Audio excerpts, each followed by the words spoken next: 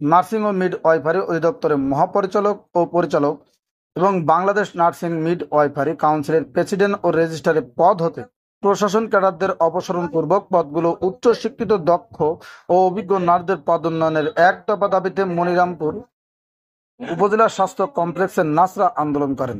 এক দফা দাবি না মানলে কর্মবিরতি দেওয়ার ঘোষণা দিয়েছেন তারা। বিস্তারিত ভিডিও চিত্রে।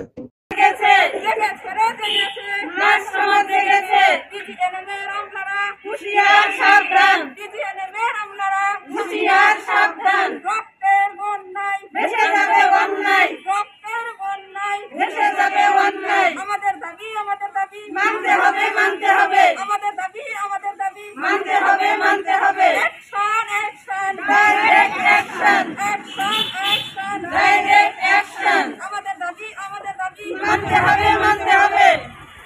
বিজিএনএম এটা আসলে সম্পূর্ণ নার্সিং এবং মিডওয়াইফারি অধিদপ্তর, কিন্তু এখানে নন নার্সদের প্রদান করা হয়েছে। সেখানে আমরা আমাদের কোনো সুযোগ সুবিধা পাচ্ছি না। আমরা বদলি নিতে গেলে, আমাদের চাকরি স্থায়ীকরণ করতে গেলে প্রত্যেকটা জায়গায় আমাদের ঘুষ দিয়ে সবকিছু করতে হয়।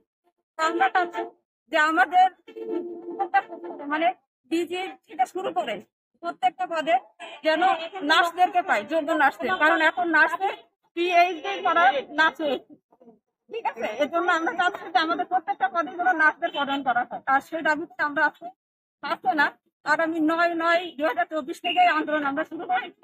আমরা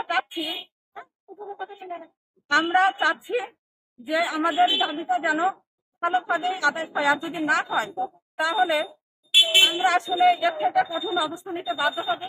আমরা সেটা চাচ্ছি না। আর শেষ কথা হচ্ছে যে রুগীদের, ওয়ার্ডে রুগীদের মানে মুমূর্ষ অবস্থায় ফেলে রেখে এসে যদি আমরা কর্মবিরতি দিই তাহলে রুগীদের আমরা সেটা চাচ্ছি না।